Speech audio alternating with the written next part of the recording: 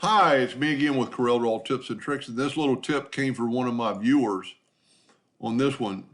If you have two items, if you notice there's two objects selected, your boundary tool comes up. If you just have one item, your boundary tool doesn't come up, but two things, you can still put a boundary around this. If you hold down the Alt key and the J key, it comes up with a menu bar, and then hit the P and B, it put a boundary around that item.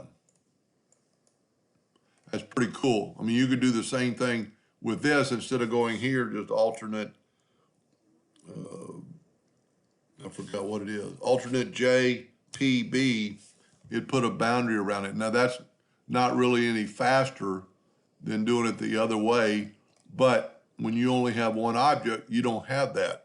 Now let's do alternate J and bring up this menu and just go down to shaping, and there's your boundary tool. But let's open up the shaping docker.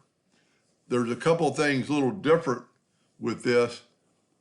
You can, let's make a color.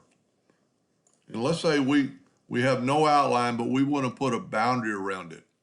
Well, with that item selected, if you'll go to boundary, which we have, and you can leave the original object or not.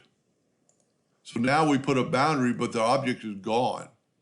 And we could also leave the original and place behind selected. So now there's a boundary behind there, but your original object is still here. So this is your shaping docker, which I'm pretty sure is under Windows Docker's shape, and you get that window. So there's a short key to get to here. Basically is the same thing, just alternate J. Well, it's not really a shortcut, but it'll bring this up. And then you've got your, now if you notice the boundary tool's not highlighted because there's nothing really picked. So let's go alternate J, P, B, and it put a boundary around that item. That could be very important. Anyway, I hope that helped a little bit. Thank you for watching.